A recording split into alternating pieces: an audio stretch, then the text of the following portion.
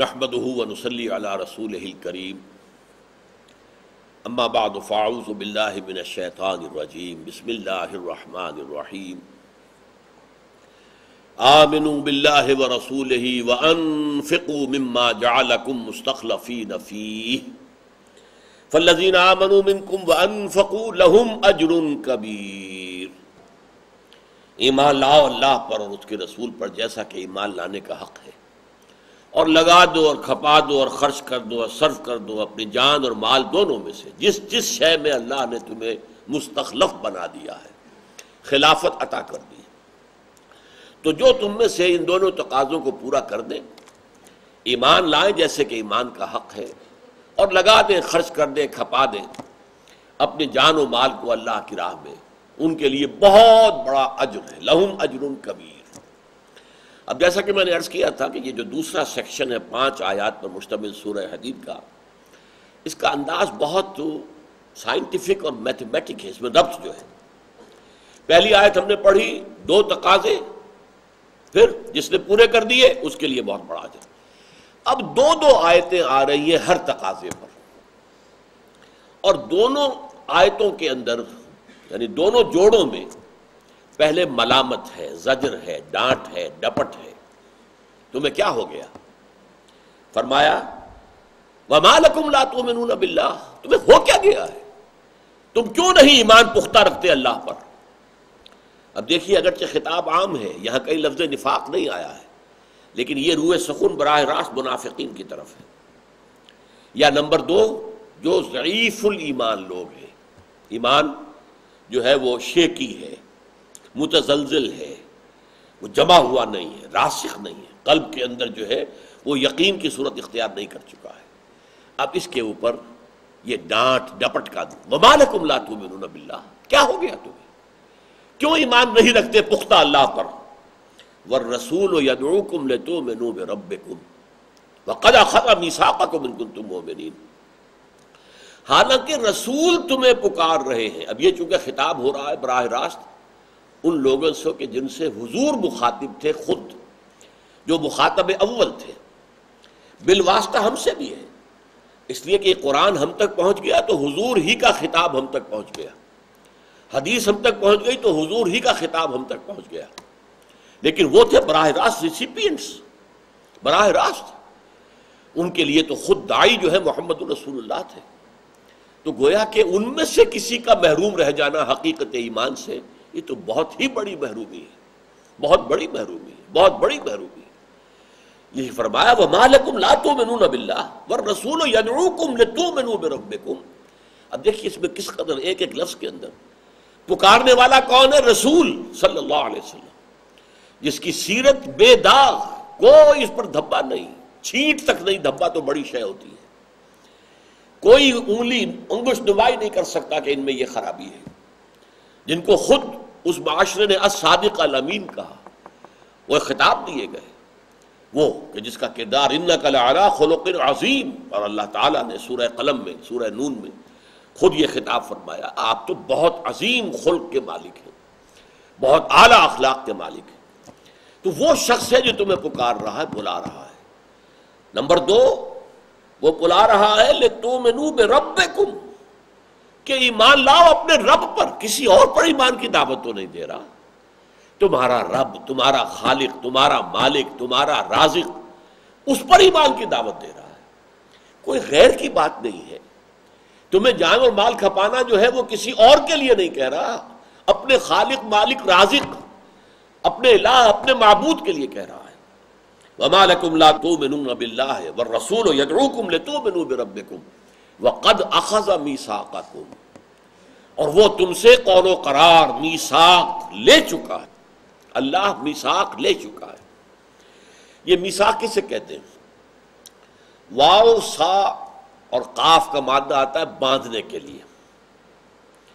فَيَوْمَئِذٍ لَا يُوثِقُ وَثَاقَهُ أَحَدٌ، قیامت کے دن جس طرح اللہ باندھے گا لوگوں کو، جکڑ دے گا کہ ہل نہیں سکیں گے مجرم، ویسا کوئی نہیں باندھ سکتا۔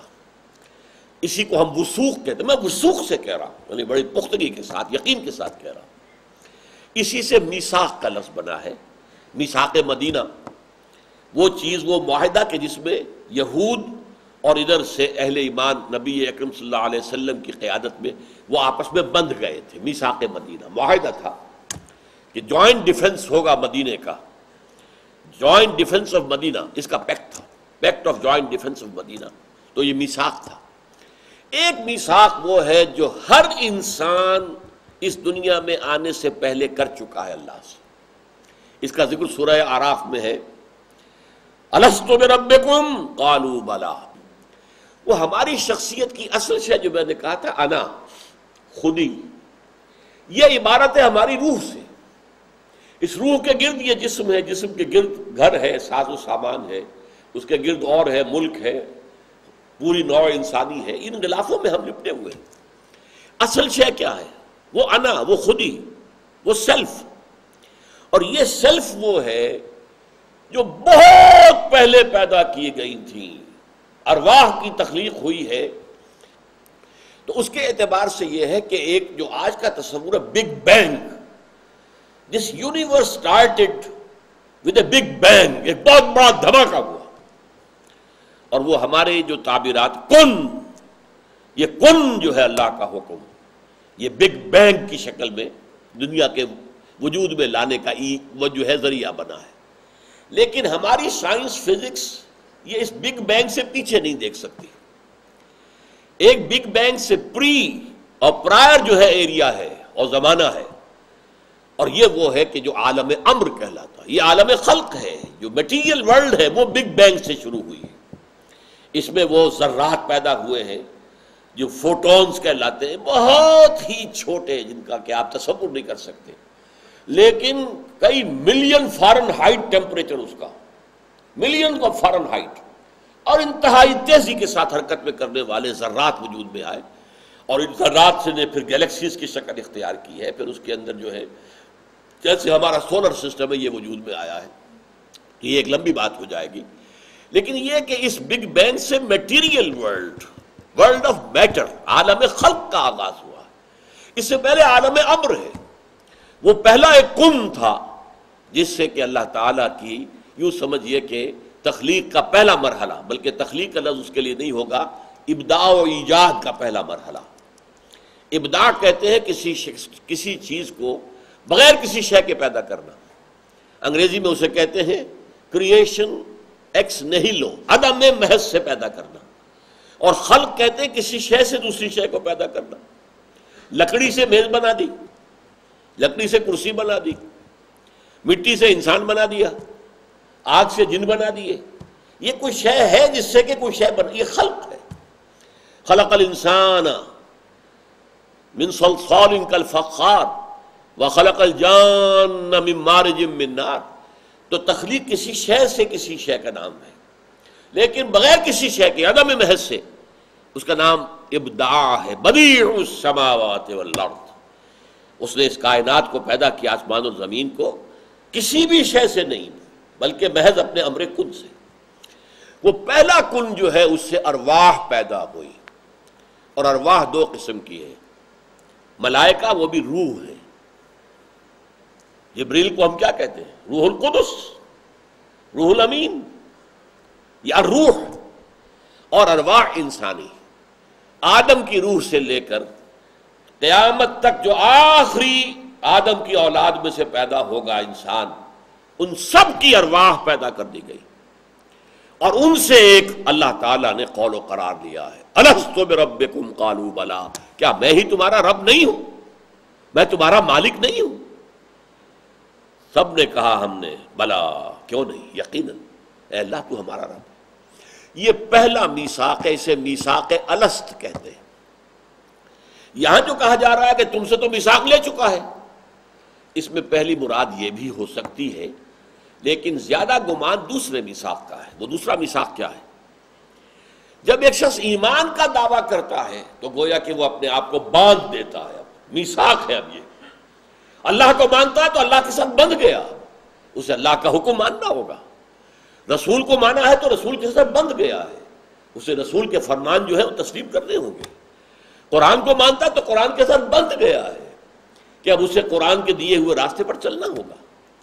اور اگر اللہ کے ساتھ واقعتاً تم نے قول و قرار کیا ہے تو وہاں تو فیصلہ ہو چکا. ان اللہ اشتری من المؤمنین انفسهم واموالهم بان لهم الجنہ.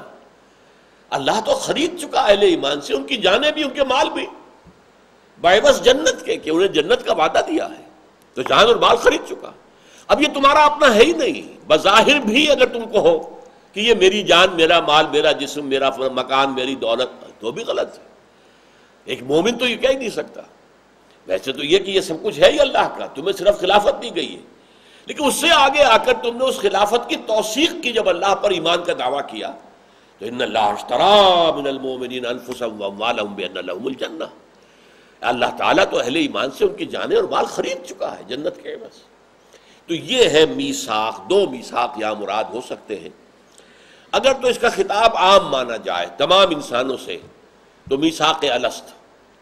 لیکن جیسا کہ میں نے عرض کیا کہ ان صورتوں میں خطاب اصلاً عام انسانوں سے نہیں ہے، کفار سے نہیں ہے، مشرکین سے نہیں ہے، اہل کتاب سے نہیں، مسلمانوں سے ہے.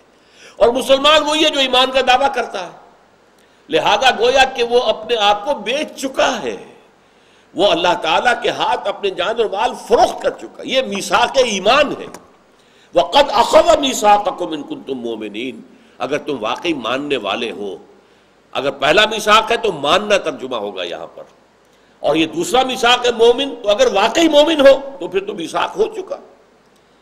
اب آپ کے پاس کچھ نہیں ہے تو انتظار کرنا ہے صرف کہ کب اللہ مجھ سے میرا مال طلب کرے اور میں پیش کر دوں، کب اللہ مجھ سے میری جان طلب کرے اور میں پیش کر دوں، کب موقع آئے اللہ کی راہ میں جہاد اور قتال کا کہ میں میدان میں حاضر ہو جاؤں جان ہتھیلی پر رکھ کر، کب مطالبہ آئے. ظاہر بات ہے وہ مطالبہ آتا تھا کس کی زبان سے؟ رسول کی زبان سے صلی اللہ علیہ وسلم. اب نکلو اللہ کی راہ میں، اب چلو بدر کی طرف، اب دفاع کرو اپنا احد میں، اب آؤ اور خندق کھود کر دفاع کرو مدینے کا 12,000 کے لشکر کے مقابلے. یہ مطالبہ آتا تھا. اور جب غزوہ تبوک کے لیے آپ نے کہا لاؤ اب جو بھی کچھ دے سکتے ہو اللہ کی راہ میں دو. ایک بڑے لشکر کی تیاری کرنی ہے، اس کے لیے راستے کا سامان فراہم کرنا ہے، سواریاں بندوبست کر لاؤ. حضرت ابوبکر صدیق نے آپ کو معلوم ہے کہ لا کر گھر میں جھاڑو پھیر کر جو کچھ تھا لا کر پیش کر دیا. یہ تو سیدھی سی بات ہے کہ صدیق کے لیے ہے خدا کا رسول بس، پروانے کو چراغ ہے بلبل کو پھول بس، صدیق کے لیے ہے خدا کا رسول بس. حضور نے پوچھا گھر کو چھوڑا کہ نہیں؟ کچھ نہیں چھوڑا، اللہ کا اس کے رسول کا نام چھوڑا ہے اور کچھ نہیں. تو یہ مطالبہ آئے گا رسول کی زبان سے، یا اب آئے گا اگر آپ کسی ایسی جماعت میں تحریک میں شامل ہیں جو اللہ کے دین کی جد و جہد اسی نہج پر کرنے کے لیے بنی ہے، تو اس کی جو بھی قیادت ہے اس کی طرف سے مطالبہ آئے گا. اب جانے ہتھیلی پر رکھ کر پہنچ جاؤ. وہاں پر اگر فائرنگ ہو تو پیچھے نہ مڑنا، پیٹھ پر گولی نہیں کھانی ہے، سینوں پر گولی کھانی ہے. یہ ہو سکتا ہے کسی وقت میں. تو یہ ہے کہ اگر تو تمہیں ہو کیا گیا ہے کہ تم ایمان نہیں رکھتے، جبکہ اللہ کا رسول تمہیں دعوت دے رہا ہے. اور دعوت بھی کس بات کی؟ کہ اپنے رب پر ایمان رکھو. وَقَدْ أَخَذَ مِيثَاقَكُمْ. اور تمہارا تو قول و قرار ہو چکا. You have already sold yourself. یہ بیع کے معنی بیچنا ہے. بیعت آپ کرتے ہیں تو بیچتے ہیں اپنے آپ کو. یہ دوسری بات ہے کہ اس کے بعد بھی بیعت کر کے بھی اگر آپ اطاعت نہیں کر رہے، کسی پکار پر لبیک نہیں کہہ رہے، تو آپ خلاف ورزی کر رہے ہیں اپنے اس معاہدے کی. آپ گویا کہ وہ لینے کے دینے پڑ جائیں گے کہ بیعت تو کر لی بڑی آسانی سے، لیکن اس کے تقاضے پورے نہیں کیے، تو یہ تو گویا کہ اللہ تعالیٰ کے ہاں بہت سخت قسم کی جواب نہیں ہو جائے گی. ان کنتم مومنین، اگر تم واقعتاً ماننے والے ہو. اچھا، اب ایک آیت میں تو ڈانٹ ڈپٹ بھی ہو گئی، اور اس کے بعد جو ہے دوسری آیت میں اب راستہ کھولا جا رہا. دیکھو، اگر تم اپنے دلوں میں جھانکو اور محسوس ہو کہ ایمان واقعتاً نہیں ہے، دل میں کچھ خلا سا محسوس ہو، تو دیکھو راستہ کھلا ہے. هو الذی ينزل على عبده آیات بینات لیخرجکم من الظلمات الى النور. وہی ہے اللہ جو نازل کر رہا ہے اپنے بندے محمد پر صلی اللہ علیہ وسلم اپنی آیات بینات، روشن آیات قرآن مجید کی نازل کر رہا ہے، تاکہ تمہیں ان روشن آیات کے ذریعے سے نکالے اندھیروں سے نور کی طرف. یہ قرآن ہے ذریعہ ایمان حاصل کرنے کا. یہ قرآن مجید کا وہ مقام ہے which clinches the matter. ایمان کا منبع اور سرچشمہ قرآن ہے، وہ تمہیں اندھیروں سے نکال کر روشنی میں لائے گا۔ اندھیرے مادہ پرستی کے بھی ہیں، نفس پرستی کے اندھیرے ہیں، انسان شہوت پرستی کے اندھیرے کے اندر پڑا ہوا ہے، انسان زر پرستی کے اندھیرے میں پڑا ہوا ہے، بت پرستی کے اندھیرے میں ہے، مادہ پرستی کے اندھیرے میں ہے۔ ان تمام اندھیروں سے نکال کر اللہ اور اس کے رسول اور قرآن پر ایمان کا نور جو ہے وہ دینے والی شے خود قرآن ہے۔ اس کو پڑھو، اس کو سمجھو، اس میں غوطہ زنی کرو۔ قرآن میں ہو غوطہ زن اے مرد مسلمان، اس کی گہرائیوں میں اترو، اس کی تلاوت کرو، ریگولر پڑھو، اچھے سے اچھے انداز سے پڑھو، خوبصورت سے خوبصورت آواز سے پڑھو۔ اس کا ایک میوزک بھی ہے، وہ میوزک ایک تو ہے قرآن کے کنٹینٹس، اس کا مضمون، وہ تو آپ کی عقل اور شعور کے راستے سے آپ کو فائدہ دے گا۔ ایک اس کا میوزک ہے جو عقل اور شعور سے ماورا، جس کو آپ کہتے ہیں ایکسٹرا سینسری پرسیپشن، وہ ایکسٹرا سینسری پرسیپشن سے بھی آپ کے اندر جو ہے ایمان کو اتارے گا۔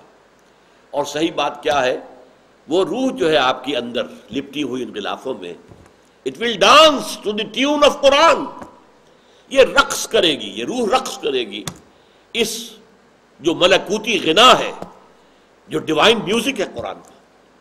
اور اس میں ذرا بہت خوبصورت شعر اقبال کا ہے، مجھے یاد آ گیا کہ رقص دو طرح کا ہے، رقص تن، رقص تن در گردش آرد خاک را۔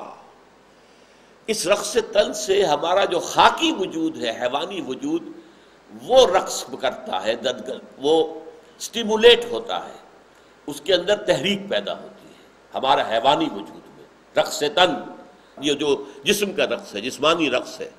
رقص تن در گردش آرد خاک را، رقص جاں برہم زند افلاک را۔ یہ روح کا رقص جو ہے، اس سے تو پورے افلاک کے اندر جو ہے ایک درہم برہم کا نظام پیدا ہو جاتا ہے۔ روح کا رقص وہ شے ہے، اور یہ روح رقص کرتی ہے قرآن کی غنا پر، قرآن کا غنا۔ اسی لیے کہا گیا ہے من لم یتغن بالقرآن فلیس منا، جو شخص قرآن کو اچھی آواز میں، سریلی آواز اللہ نے دی ہے، اسے پڑھو، اچھی آواز سے پڑھو، اور جو ایسا نہیں کرتا وہ ہم میں سے نہیں ہے۔ اس لیے فرمایا زینوا القرآن باصواتکم، اگر اللہ نے اچھی آواز دی ہے، قرآن کو مزین کرو اپنی اس آواز سے۔ آپ کو معلوم ہے حضرت داؤد علیہ السلام کو جو اللہ تعالیٰ نے ان کے گلے کے اندر جو سوز اور ساز رکھ دیا تھا، کوئی اور اضافی ساز نہیں ہوتا تھا، صرف وہ اپنے پڑھتے تھے، اور اس کے اندر کیا تھا، پرندے اور جمادات، پہاڑ، وہ جو ہے وجد میں آتے تھے، پرندے ان کے ساتھ شریک ہوتے تھے۔ اسی طرح ایک صحابی، ان کو رات کو حضور ذرا چکر لگایا کرتے تھے کہ میرے جو ساتھی ہیں وہ کس حال میں ہیں، تہجد پڑھ رہے ہیں کہ نہیں پڑھ رہے، کوئی کھڑے ہو کر نماز میں قرآن پڑھ رہا ہے کہ نہیں پڑھ رہا۔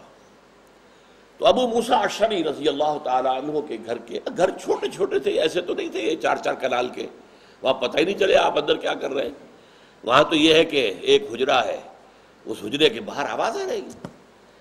تو حضور جب وہ قرآن پڑھ رہے تھے تو حضور کو اس قدر اچھا لگا، کافی دیر تک کھڑے ہو کر وہاں سنتے رہے۔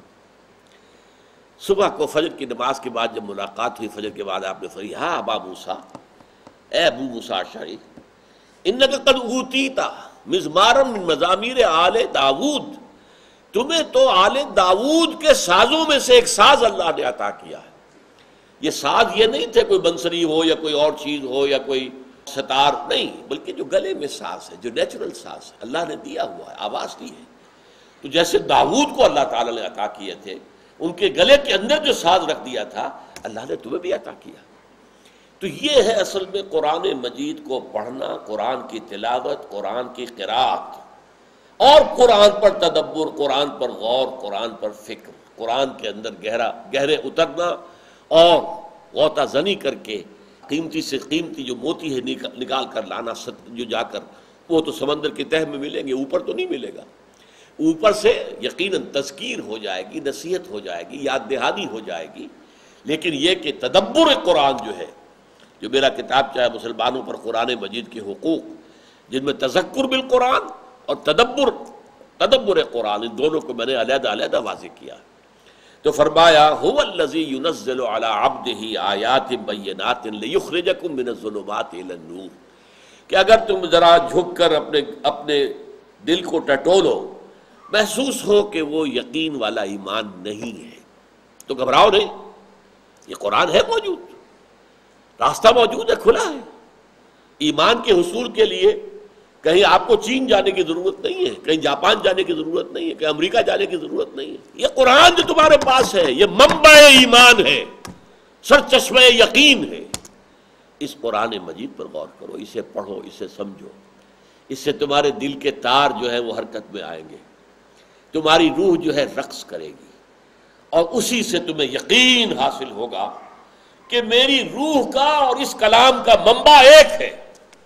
میری روح بھی ذات باری تعالیٰ کی طرف سے آئی ہوئی ہے. یسألونک عن الروح قل الروح من امر ربی، اور یہ کلام بھی اللہ کے پاس سے آیا ہے. تو جیسے کہیں پردیس میں آپ کسی کو دیکھ لیں، آپ کا جو گاؤں والا جو ہے گرائی مل جائے تو کتنی خوشی ہوتی ہے، اور کتنا لپک کر آپ اس کی طرف جاتے ہیں. کوئی پاکستانی جو ہے وہ آپ کو شانزلیزہ جو ہے پیرس میں اس سڑک کے اوپر سیر کرتے ہوئے نظر آئے گا تو آپ کو ایک ایفینٹی محسوس ہوگی، آپ اس کے قریب جائیں گے. اسی طرح یہ روح جو ہے یہ رقص کرتی ہے قرآن مجید، اس لیے کہ دونوں کا منبع ایک ہے، یہ گرائی ہے، ذات باری تعالیٰ منبع ہے، اس روح کا بھی اس قرآن کا بھی.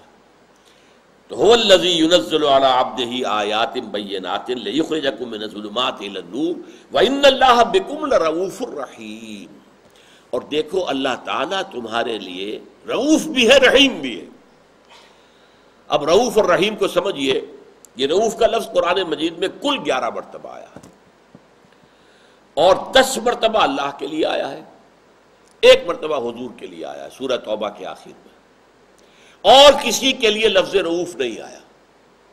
کل 11 مرتبہ، 10 مرتبہ اللہ کے لیے اور 1 مرتبہ حضور صلی اللہ علیہ وسلم کے لیے. اور ان 10 مرتبہ میں جو ہے 9 مرتبہ اس کے ساتھ رحیم لگا ہوا جوڑا. جیسے میں نے عزیز اور حکیم کا تعلق آپ کو بتایا تھا کہ یہ جوڑے جو آتے ہیں صفات باری تعالیٰ کے یا اسماء باری تعالیٰ کے، ان میں بڑی گہری نسبت ہوتی ہے. رافت اور رحمت، ان میں کیا جوڑا ہے؟ رافت کہتے ہیں کسی کے درد کو اپنے دل میں محسوس کرنا. یہ لفظ جو آپ کہتے ہیں ہمدردی، کیا مطلب؟ ہمدردی، ہمارا درد جو ہے کامن ہو گیا ہے، درد میرے بھائی کو ہے محسوس میں کر رہا. حضور نے فرمایا صلی اللہ علیہ وسلم، اہل ایمان کی مثال ایک جسم کی ہے، اگر اس کے ایک عضو میں تکلیف ہوتی ہے تو یہ نہیں کہ صرف وہی عضو اس کو محسوس کرتا ہو، بلکہ سارا جسم محسوس کرتا ہے. آنکھیں دکھ رہی ہیں تو نہیں سو سکتا، پورا جسم نہیں سو سکتا. دانت میں درد ہو رہا ہے، دانت معمولی سی شے ہے کیا، لیکن آپ سو تو نہیں سکتے، اس کے درد کو پورا جسم محسوس کر رہا ہے. تو یہ ہمدردی ہے. رأفت کہتے ہیں کہ جب کسی کو دکھ میں دیکھے، تکلیف میں دیکھے، تو خود اس کے دکھ اور درد کو، خنجر چلے کسی پہ تڑپتے ہیں ہم امیر، سارے جہاں کا درد ہمارے جگر میں ہے. یہ کیفیت جو ہے اس کا نام ہے رأفت. اور رأفت کے نتیجے میں ایک جو سلیم الفطرت انسان میں رد عمل پیدا ہوتا ہے کہ میں اس کا دکھ بانٹوں، اس کے دکھ کا کوئی مداوع کروں، اس کی تکلیف کو رفع کرنے کی کوشش کروں. یہ بیمار ہے تو میں اس کا علاج کراؤں، یہ بھوکا ہے تو میں اسے کھانے کو دوں. یہ رحمت ہے. جیسے ہمارے ہاں فزیولوجی میں ریفلیکس ایکشن کا ایک معاملہ ہوتا ہے کہ آپ کا سینسری جو ہے، آپ کے اس کھال پر کسی چیز نے کاٹا تو یہاں سے سینسیشن دماغ کو جائے گی، اور دماغ سے حکم آئے گا مسل کو ہٹاؤ ہاتھ وہاں سے، وہاں کوئی شے بری ہے جو تکلیف دے رہی ہے. تو یہ ایک سرکل پورا ہوتا ہے، سینسری اور پھر موٹر. یہاں سے وہ سینسیشن دماغ کو پہنچی، دماغ سے حکم گیا کہ یہ ہاتھ ہٹانا. یا جیسے آپ نے ہاتھ بڑھا دیا تھا یہ سمجھ کر کہ لکڑی ہے، یہ آپ کہیں لکڑی چن رہے ہیں، لکڑی ہے، لیکن آنکھ نے خبر دی نہیں یہ تو ہل رہا ہے، سانپ ہے، تو فوراً وہ آدھا گیا ہوا ہاتھ جو ہے واپس آتا ہے. یہ حالانکہ سینسیشن تو یہاں سے ہوئی ہے نا، آنکھ سے، کہ یہ تو اس کے اندر جنبش ہے، یہ لکڑی نہیں ہے، یہ تو سانپ معلوم ہوتا ہے، تو فوراً ہاتھ آپ کا واپس آ گیا. اسی طریقے کا یہ ایک ریفلیکس ایکشن ہے. نارمل اگر شخصیت ہے، فطرت صحیح ہے، مسخ نہیں ہوئی ہے، بے درد انسان ہو گیا، کٹھور ہو گیا، دل سخت ہو گیا، وہ دوسری بات ہے، وہ پتھر کی طرح کا دل بھی ہوتا ہے۔ لیکن یہ ہے کہ اگر یہ انسان کی فطرت سلیم ہے، برقرار ہے اپنی سلامتی پر، صحت پر، تو کسی کو درد میں دیکھ کر آپ کو اس کا دکھ محسوس ہوگا اپنے دل میں، اور آپ پھر اس کو رفع کرنے میں جتنی بھی کچھ آپ کے لیے ممکن ہے کوشش کریں گے۔ یہ ہے رافت اور رحمت، رؤوف الرحیم، اللہ کے اسماء کرام، الرؤوف الرحیم اور رؤوف الرحیم۔ یہاں پر یہ چونکہ نکرہ کی شکل میں ہے تو یہ صفات ہے۔ اللہ تعالیٰ تمہارے لیے رؤوف بھی ہے، رحیم بھی ہے۔ اللہ جو ہے سخت دل، کرخت مزاج، کوئی شخصیت نہیں ہے، رحیم ہے، رؤوف ہے، تمہارا مخلص ہے، تمہاری بہتری چاہتا ہے۔ وہ تو تمہارے لیے تمہارا سب سے بڑھ کر خیر خواہ ہے۔ وہ تو وہ پودے ہیں جو اس نے اپنے ہاتھ سے لگائے ہیں، تمہاری حیثیت ان پودوں کی ہے۔ تو مالی کو اپنے ہاتھ سے لگایا وہ پودا کتنا عزیز ہوتا ہے۔ تم میں سے ہر ایک جو ہے الخلق و عیال اللہ، تمام مخلوقات جو ہے وہ اللہ کے کنبے کے مانند ہیں۔ تو اللہ تعالیٰ کا جو ان کے ساتھ تعلق ہے، اس کو اگر تم اپنے اوپر قیاس کرو تو رافت اور رحمت، ان دونوں کا مجموعہ، ان اللہ بکم لرؤوف الرحیم۔ تو ابھی یہ دو آیتیں جو ہم نے پڑھی ہیں، پہلی میں ڈانٹ اور دوسرے میں دل جوئی اور اس کے لیے راستہ کی رہنمائی۔ وَمَا لَكُمْ لَا تُؤْمِنُونَ بِاللَّهِ، کیا ہو گیا تمہیں ایمان کیوں نہیں رکھتے اللہ پر؟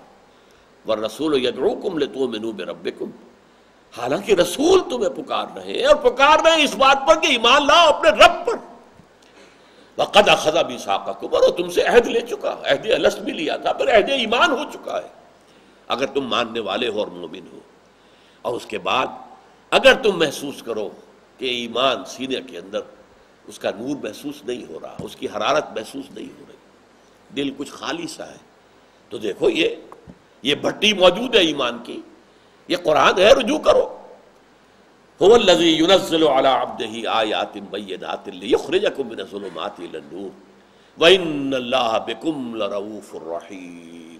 اللہ رؤوف الرحیم ہے، اس کی رحمانیت کا سب سے بڑا مظہر قرآن ہے، الرحمن علم القرآن، لہذا اس کی رحمت کا سب سے بڑا مظہر قرآن ہے۔ اس کی طرف رجوع کرو اور اس کے ذریعے سے ایمان حاصل کرو۔ بارک اللہ لی ولکم فی القرآن العظیم ونفعنی وإیاکم بالآیات والذکر الحکیم۔